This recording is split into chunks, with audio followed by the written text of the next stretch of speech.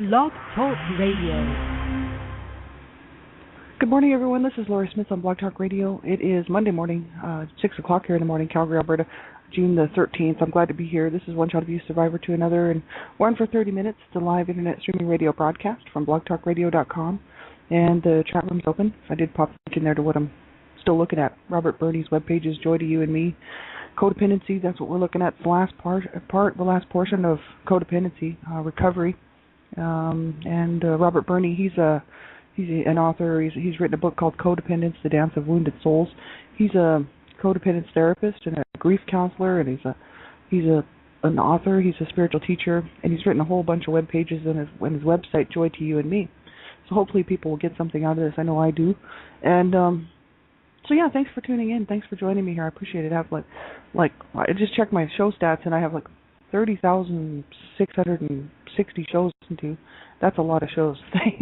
I just want to thank everybody for tuning in. I really appreciate it. You know, I mean, I know who some of you are who are listening, and some of you I really don't. And I appreciate everybody who's taken the time to spend this time, you know, listening to what I have to say. And that's just awesome because, you know, it wouldn't be worth it if people weren't listening. So I really do appreciate it. It's great. I'd be able to do my own healing here, but you know, it wouldn't mean as much because, you know, it means a whole lot to me that people are tuning in. So thanks very much. And we'll get right into this. You know, I'm not a counselor or therapist. I'm just a private citizen paying to do my shows on Blog Talk Radio. And I just wanted to be one more voice speaking out against abuse and talking about, you know, the issues surrounding child abuse and domestic violence and whatnot. And so, you know, you have to listen at your own discretion, and you have to know what's good for you to listen to. And, you know, I just wanted to be another voice for survivors as well. But abuse is a sensitive topic, and you have to know what's good for you to listen to. I have to deal with this stuff. It's part of my life. It's been part of my life my whole life. And so I've had to try to make sense of it and make heads or tails of it. So, you know, for me, just thinking about it's no problem. But I know for a lot of people it can be kind of, you know, upsetting, you know, the topics of abuse, right? So, you know, you have to make sure that you're in an okay place to listen to my stuff, to all of my stuff. And, you know, you have to know what's good for you to listen to. So you have to listen at your own discretion. If you feel like the show might bother you, any topics of abuse or violence, sexual violence, domestic violence, whatnot, then you have to turn the show off, right? It is your discretion. And young people under the age of 18, I just ask that you have permission to listen to my show because I believe in protecting children at all times, and I'm the Canada Regional Director for Dreamcatchers for Abused Children. And, you know, we're fighting to save children's lives with all volunteers, and we're standing up to change this world and try to protect children and try to enforce the, you know, and back up these rights that children have, child rights. And, you know, you have the right to protection, and you have to know that when you're online, you have to know how to keep yourself safe. You know, so I have a lot of adult content, mature material on my shows, and that's why I ask young people under the age of 18 to have someone listen to the show with you to make sure that it's something that you should be listening to age appropriately, right? And so, you know, you'd be doing yourself a favor and me a favor, so I appreciate it if you can get someone to listen to the show with you and they can help you decide whether to listen or not. So thanks, everybody, for being here. I appreciate it. And the link is in the chat room to the web pages that I wanted to look at here today. That's www.joy2meu.com/codependency2.htm. And that's from Robert Burney. And Robert Burney, he's written a whole lot of stuff here, and some of it I totally relate to, some of it I don't, but it doesn't, you know, it's still good to look at it. And, you know, he really gets into the whole, really the whole spiritual aspect of the whole thing. And he's not only talking about healing, you know, ourselves, because he's a survivor as well, Robert Burney, B-U-R-N-E-Y. But not only just healing ourselves and learning how to you know, deal with the issues that we've had to deal with from the past, you know, whether we were abused as children or domestic violence or whatnot. But it's just the whole idea that that society really needs to be healed as well, because society is really dysfunctional and messed up in its ways of thinking. So you can kind of see that when you look through his stuff, that, you know, he's really quite into the whole picture and not just looking at one side of it. But I like his stuff, and I think he's written some really good stuff. I wouldn't mind getting a hold of his book. And I have some guests here already. I have a guest, and I also have a friend here, Gypsy Witch, and she's my good friend from Australia. Hello, Gypsy Witch. I'm glad that you could be here. And so we'll get right into this, and this is the last part of the codependent stuff that he wrote, and there was a whole lot of pages. We've been going through this for about 2 months, taking a look at his web pages, but the codependence recovery process is the last part of codependence, the section on codependence on his website. So we're going to take a look at that today, probably tomorrow, and He says, the codependence recovery process, codependence is a deadly and fatal disease because of emotional dishonesty and suppression. It breaks our hearts, scrambles our minds, and eventually kills our physical body vehicles because of the spiritual disease, because of our wounded souls. These are excerpts from his book. Codependence is dysfunctional because it is emotionally dishonest. As long as we are reacting out of childhood wounds and old tapes, we are not capable of being in the moment in an emotionally honest, age-appropriate way. It is necessary to be healing the childhood wounds and have an emotionally honest relationship with ourselves internally in order to respond to life honestly in the moment. And he also says here, in order to stop giving our power away, to stop reacting out of our inner children, to stop setting ourselves up to be victims so that we can start learning to trust and love ourselves, we need to begin to practice discernment. And discernment is having the eyes to see and the ears to hear and the ability to feel the emotional energy that is truth. It's quite interesting. And these are from his book, Codependence, The Dance of Wounded Souls. And quotes from some other writing, it says, by Robert Burney. And but that's really quite interesting, like, it's so true, as long we really, as survivors, as adult survivors of child abuse, we're not, I'm just speaking for myself, I would not be able to heal if I wasn't going to be 100% completely honest with myself, about my feelings and about the way that I felt as a child and the way that I feel now, and the way that, the way that I behave, my behavioral issues, my belief systems, and all of that stuff. If I'm not going to be honest with myself, then there's no possible way I can really get in touch with what I need to get in touch with in order to heal. But it's hard to be honest with ourselves sometimes, because some of this stuff, we might not recognize, so it may not even be our fault that we're not being emotionally honest with ourselves and completely honest with ourselves. I think as survivors, sometimes we don't see a lot of these behaviors and stuff because we're so used to living like that we don't see it as a problem,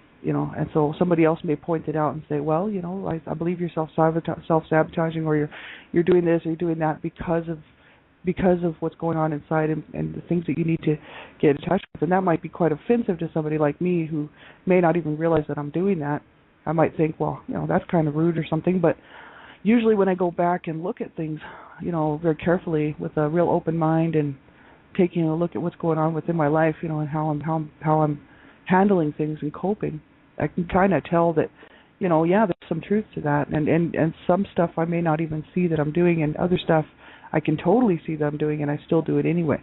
So if we're not going to be honest, how can you possibly make any progress in this? And that's why when I started my healing journey 4 years ago, truth was everything. Truth to myself, truth to the world. Like truth became the issue, and it had to be 100% truth. And I know when I wrote my book, A Life of Death and Redemption, it was a blog. It was a public-facing blog, and I wanted people to see it. It was called Not So Fond Memories Growing Up in an Abusive Home. And I started writing that blog October of 2009, and I really needed or October 2010, I think. I had to get that out, No, it was 2009.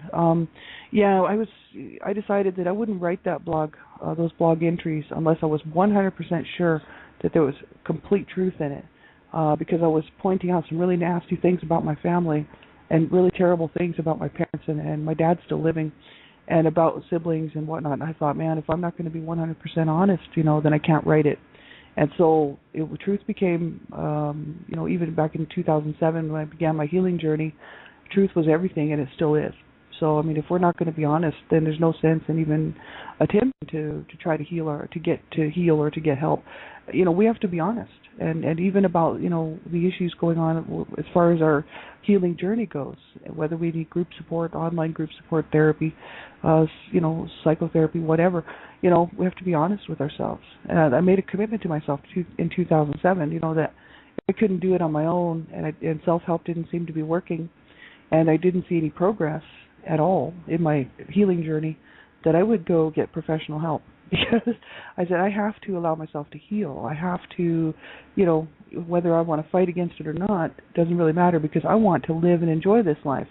And I don't want to be, sitting around in the same dark place that I was for so long. And so, that's we have to be honest if we're going to really allow ourselves to get help. So I think it's important. I like what he has, I like what he has to say here. And he says, in order to stop giving our power away, to stop reacting out of our inner children, to stop setting ourselves up to be victims so that we can start learning to trust and love ourselves, we need to begin to practice discernment. And I think that's interesting, because a lot of the things that we do that I'm learning that through what I'm doing with the research and whatnot, looking into this, a lot of things that adult survivors do is all based on our inner child, and we're letting our inner child do the thinking and do the work for us. And so, our inner child from our past is not necessarily going to make the best decisions based on their what they've had to deal with and what they had to go through as a child. And so that's why I see it, and I totally recognize it now.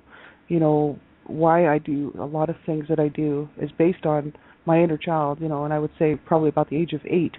So I'm letting an 8-year-old who's been abused and mistreated run my life, and that's not a good thing because she pushes everybody away. She's like, oh no, you can't come into my life, and oh no, I'll trust you, and oh no, I can't do that because, her belief systems are completely screwed up, and her ability to make good decisions, she's too young, right? So I've got an 8-year-old in there who thinks that she's going to run my life, and it's out of protection, and it's hard because, I didn't see that until I started doing the research here and started really looking into that a lot of my decisions that I've made in the past, quitting jobs, leaving relationships, not coping with things, not dealing with things, even physical health stuff, and just shying away from the world and not really allowing myself to be at my top, sort of going for my dreams, going for my goals and things like this. A lot of it has to do with this 8-year-old inside of me that's being overprotective and pushing everything and everybody away, and still so miserable. So this is the thing. I mean, we can't let our inner children run our lives. And so I think what he's written here is very important, and it's important to take a look at that. I know since I started reading about this stuff, I've really been able to see that, a lot of the decisions I've made have been because of that. And so now I'm really aware of it. So now I'm watching out for that, just to make sure that I'm not basing my decisions that I'm making based on my past, right? Because that's, we do have to be careful, and that's what he's talking about, discernment. We have to be very discretionary and not allow ourselves to be re-victimized, you know what I mean? But we still have to allow ourselves to live too, right? And so we have to get to that truth, and I think that's very important. So he says, if you go down on the page a little bit, he says, codependence recovery process, mental, emotional, spiritual. In order to change our relationships with self and life, we need to focus on the mental and emotional levels while consciously working to integrate spiritual truth into our personal inner process. He says, mental attitudes and definitions, conscious and unconscious, create perspective and expectations which dictate relationship. That's kind of deep, Mental attitudes and definitions, conscious and unconscious, create perspective and expectations which dictate relationship. So I guess, the way we think, the way our mental attitudes, the way we feel, the how we define ourselves and definitions of, going on within our own conscious and unconscious mind, create these perspectives and expectations which dictate our relationship. And that's so true. We learned about life as children, he says, and it is necessary to change the way we intellectually view life in order to stop being the victim of the old tapes. By looking at becoming conscious of our attitudes, definitions, and perspectives, we can start discerning what works for us and what does not work. And we can then start making choices about whether our intellectual view of life is serving us or if it has set us up to be victims because we are expecting life to be something that it is not, which it is not. And that's really very interesting to think about. You just making choices, about whether our intellectual view of life is serving us or whether it's not, whether it's setting us up to be victims again, all over again, because that's the pattern that we're used to. That's what we're expecting, because we're expecting life to be something which it is not. And I think that that's really quite interesting. And I think when you get into this, it's pretty deep, and he's really addresses that whole, because he's talking about the whole spiritual aspect of the whole thing too, which is, quite interesting, and taking a look at that. And this is just the thing. I mean, I think a lot of times survivors, even myself, could be making choices that do re-victimize myself or keep me from really moving forward as far as my healing journey goes. And it's even farther beyond that, even just my whole belief system, my spirituality, my understanding of who I am in this world and what I mean in this world and what I mean in relationships with people. And sometimes I think, part of me is always holding back, and I'm not sure if everybody holds back a little bit, you know what I mean, just for protection. And also, it's like a security blanket. But we have to be careful as adult survivors of child abuse, or survivors of abuse of any kind, to not do that, to not allow ourselves to have a good life. And that's why I kind of talk about that a lot, saying, like 4 years ago when I started my healing journey, it was really important to me because I wanted to have a good life. I decided that I was really tired of living the way that I was, and I thought, how am I going to do this? And I thought, well, I'm going to have to heal. Wow, isn't that really a brainstorming notion? I thought I'm going to have to heal. I'm going to have to allow myself to heal, to experience some healing in order to feel better. And so, but I had to allow myself to do that. That's the thing, because I had been so used to sitting around in the way that I was feeling, which was really just down and depressed, and everything was bad, and certain things in my life were good, but my past had been completely overpowering me. And so, I'd have so many flashbacks and so much anger and hatred and rage going on inside my heart before I started my healing journey in 2007, and then I'd go to work, talk to my friends at work, talk to my coworkers, and do things that most normal people would think, oh, she's fine, there's nothing wrong with her. Then I'd come home and sit on the couch, and the real Lori comes out, and the real Lori, really, that no one ever really saw, except for a handful of people, is completely different than that person that goes to work with a smile on her face. You know what I mean? Like, the real Lori is moody, and depressed, and that's my 8-year-old inner child, coming out, and that's, from years and years of just being completely destroyed, my spirit and everything else. So it's, it's hard. I decided that I just didn't want to do that anymore. I thought, I can't do this anymore. This is killing me. The world doesn't even know what's happened to me, and I'm coming home, and the real Lori comes out. Nobody sees the real Lori. Like, nobody really knows even what's going on in her mind, what's going on in her body, what's going on in her spirit, what's the damage and the destruction that was going on, and nobody's even going to know what happened to her, because the other Lori can go to work and smile and everything's great, And I thought, this is really bad, because I'm living two people, living two lives, and one's from my past, one's the present, and how am I going to bring them two together so that I can learn to heal and to get over this stuff and become the one Lori, the truth. The real Lori, the real one that really needs to be here now, in the present, in the here and now. And so it's hard, but we can do it, and it takes time. Like, this stuff, it just didn't happen overnight, and it's taken me a long time to get to this point. But I remember all the stuff that I was thinking at the time, and I was thinking, wow, like I need to get in touch with myself, and how am I going to do that? Because I really didn't do I didn't do any real healing or healing work as far as looking into the healing stuff that adult survivors of child abuse have to look into, or should look into it for, to help themselves out. If you're doing self-help or going to see a counselor or therapist or whatever works for you, group support, whatever. I had never done any of that, so I was just starting at the very beginning, and I thought, wow, I'm going to have to allow myself to let go of this hatred and this anger and this evilness that's going on inside my heart and my mind. I'm going to have to change the way I feel and think, and I'm going to have to change the way that I handle, my past and not allow it to destroy me. And so, it's been a long, hard road. But I think it's this is when we can start making choices about whether our intellectual view of if it's serving us, or if it is setting us up to be victims because we're expecting life to be something which it is not. It's a huge issue, right?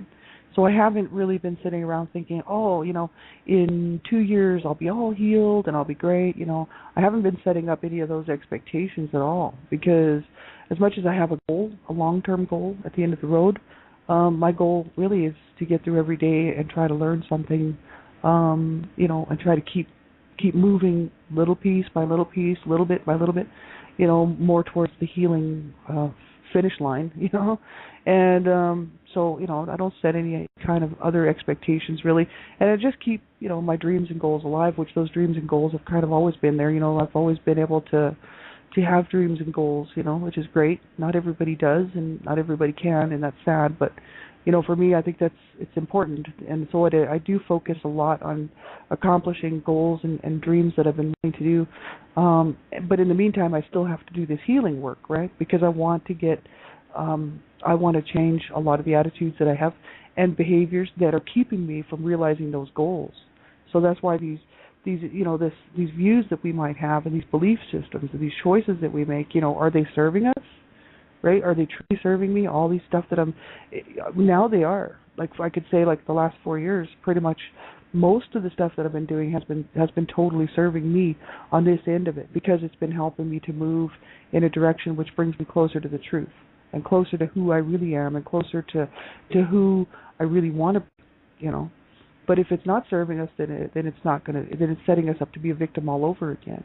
And I think it's very important to take a look at what we're doing and monitor the progress. And I do that even with this self-help stuff. Like I realized that 6 months ago I feel better now than I did 6 months ago. And I feel a lot better now than I did even a year ago. Especially a year ago. I was in a bad place a year ago. Like my dad had just left and he had moved out because he was staying with me for a year, and it was a horrible year. It's basically why I wrote my blog, was because I thought, no way, I cannot let him get away with what he got away with and let my mom get away with what she got away with and let a sibling get away with what he got away with without the world knowing. And also for my brothers. I didn't just write it for myself, but I wrote it for my brothers as well. All of my brothers, but 2 of my brothers killed themselves, and nobody knew what was going on behind the scenes, in their lives. People just thought they were just losers and they were drug addicts, and they were doing the worst things, but nobody knew how they were treated when they were kids. And I thought, no, I hope that the world will read that book and somehow love my brothers. You know what I mean? They were so their lives were so loveless. They had no love as children, no love as teens, no love as adults, and they really didn't ever find love for themselves or love from anybody in the world. And it's absolutely horrible to die a death where, you're so unwanted, you're so what do you want to call that? Rejected. Like my parents rejected them. My parents rejected each other and themselves and their whole family. So it wasn't just my brothers, but they really took it on hard. They took it extremely hard, and they never ever allowed themselves to heal. And that's why I wrote my book, and that's why I started writing the blog. And then it got published because of Donna Shear and Sandra Potter at Dreamcatchers for Abused Children. But the thing is that's why I started doing this, was because I thought, oh my God, I cannot allow this to go, without somebody knowing the truth, because truth is everything. But then again, we have to, if we're really going to want to know the truth, right, and want to be exonerated and want to from being abused in the past, we're going to have to allow ourselves to get to the truth, and in doing so, it can be a long drawn out process, you know what I mean? Because it has to happen when it happens, like I don't have time I guess I could just go into the system and spend, the next however many years in psychotherapy, but I decided not to do that. I want to keep working, and I want to keep working toward my goals. And as long as you're okay to do self-help, like that's the thing. I know that I'm not going to hurt myself. I'm not going to self-injure. I'm not going to commit suicide. I made a commitment to myself 4 years ago, that I would not do any of those things, that I would be good to myself and treat myself well, and that I would not hurt myself or hurt anybody else. So I'm okay to do this stuff, Plus, I've been having to look at it my whole life anyway, so it's not like it's an issue. But, the thing is not everybody can do self-help, like whatever it is that you need to do for yourself. Like if you're listening to this and you're on your healing journey, and you're thinking, oh my God, I can't cope, you have to allow yourself to get some help, So many times people who have been abused in the past usually didn't get any help, so we don't even know how to help ourselves. You know what I mean? It's kind of like, well, how do I get help? You know what I mean? Like for me, I don't trust people. So for me, self-help is really the best way to go because I trust myself more than I trust other people. So I'm like, yeah, okay, no, I'll deal with this. You know what I mean? Because I don't want to be hurt anymore. I'm so tired of being hurt. I can't deal with any more hurt from anybody. I just can't take any more of that on. You know what I mean? Like, and I put my foot down. And so that's this whole thing, we have to be careful not to set ourselves up to be victimized again. And we have to be very careful, and we have to kind of be our best advocates, our own best advocates. And we have to know what we want out of this. You know what I mean? Like what we want out of our healing journey. We have to have a plan, and really, like I didn't set out a plan and say, okay, by this date I want to be this, and by this date I want to do this. But I mean, I have a plan at the end. I have an end result that ahead of me that I would like to see, and that is to be completely comfortable with myself and completely comfortable with my life. I was talking about on a show, I don't know, probably last year sometime, saying, that I'm not even comfortable sitting in my own apartment. I've never been comfortable anywhere, you know what I mean? Like I've never, and that's just from being a kid, not being comfortable ever, you know what I mean? I couldn't be comfortable in my home. None of us could.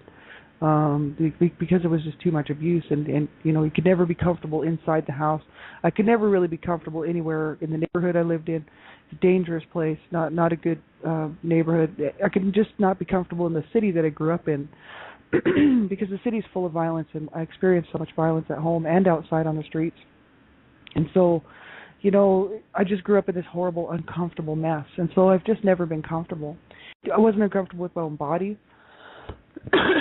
Excuse me, my voice is just terrible today.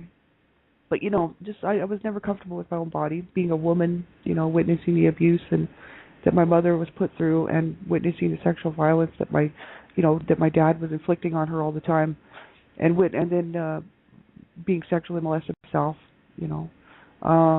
It really had a toll on the view of how I viewed myself and my body. And not only that, just the physical abuse that my mother put me through mainly. Some from my dad, but mainly the stuff that from my mother is what really affected me.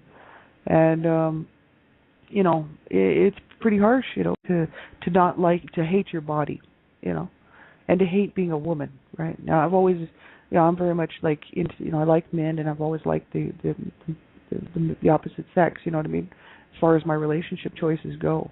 But the thing is, I'm not one of these male bashers just because my dad was an abuser. But the thing is, it's because abusers are individuals and they do what they do. It's not just one gender or the other. My mother was my main abuser, so there you go. But it's just this whole idea of being, having my body be so degraded, so misused and mistreated, and made to feel bad about being a woman. You know what I mean? And that's horrible. That's really horrible because I'm stuck with these women body parts, and I can't. What am I going to do? I don't want to turn myself into something else, and I have to learn to embrace my womanhood. And so that's hard. I'm at the age of I'm 45 and a half, and I'm still learning how to embrace my body. Now that's really something, but that's the truth. So I mean, if we're going to be truthful here and honest, then we have to be honest. And I have to be honest with myself and say, I still have work to do. So there's still really lots of work for me to do. I'm not there yet, you know what I mean? I'd like to be comfortable in my own skin, I'd like to be comfortable in my own apartment. I'd like to be able to come in and sit down and be like, I'm free, I'm comfortable. I'm still not there yet, but I'm working on it. That's my goal, and to be comfortable in this place, in this world where I'm where I was put, where I am, and to be in the here and now, and to be comfortable. And so that's really one of the main goals that I'm working towards, in my healing journey. And we do have to know what direction we're going in, and and see if what we're doing is actually serving us. So I like what Robert Burney has had to say here. Well, we didn't get very far through this, but that's right. We'll just pick up here tomorrow. We have about a minute left, so we'll just pick up tomorrow here at the same place, same time. But Robert Burney's webpage is www.joy2meu, joy, the number 2, meu.com/codependency2, the number 2.htm. Be sure and check him out. He's got some great stuff here. So we'll continue on with this tomorrow, probably the rest of this week. And thanks everybody for tuning in. I appreciate you being here with me and Gypsy Witch, and just love you and have a great night.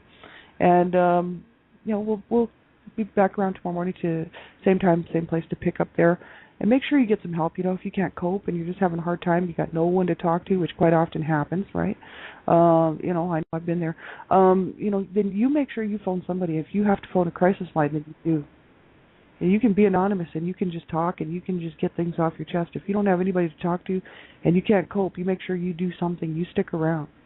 You do not ever give up. You know what I mean? Not ever, because you certainly deserve so much better. So do I. And we cannot allow ourselves to give up or give in. We have to keep going and learn to love ourselves and learn to have a good life. And it's hard, you know. I know, and that's the issue. But the thing is that we can do it. You know what I mean? But we shouldn't have to do it alone. You know, I've met so many awesome people because of what I'm doing, and I've been able to talk to so many great people and counselors and psychotherapists and whatnot because of what I'm doing. And other survivors and other people have reached out to me. You know what I mean? And so, you know, I'm not alone anymore. You know, so I mean, sometimes you have to be the one to reach out, and that's what I did. You know, it's what I did when I wrote my blog. Really, it was a cry for help. And so instead of killing myself, I decided to tell the world what happened. Right, because I was going to kill myself, and I thought, I can't do that. I just, you know, 4 years ago, I made a commitment to myself to stick it out and not ever give up, because that would allow my abusers to win. Right? They would have finally got their wish come true. I would have been destroyed completely. That's what my abusers wanted. And so, you know, we have to be good to ourselves and allow ourselves to have a good life and to treat ourselves well and to get that help where we can, where, you know, whatever works for us, right? Because everybody's different, right? So make sure you reach out and don't allow yourself to suffer on in silence, right? So have a great day, everybody, and we'll talk to you soon. Bye-bye.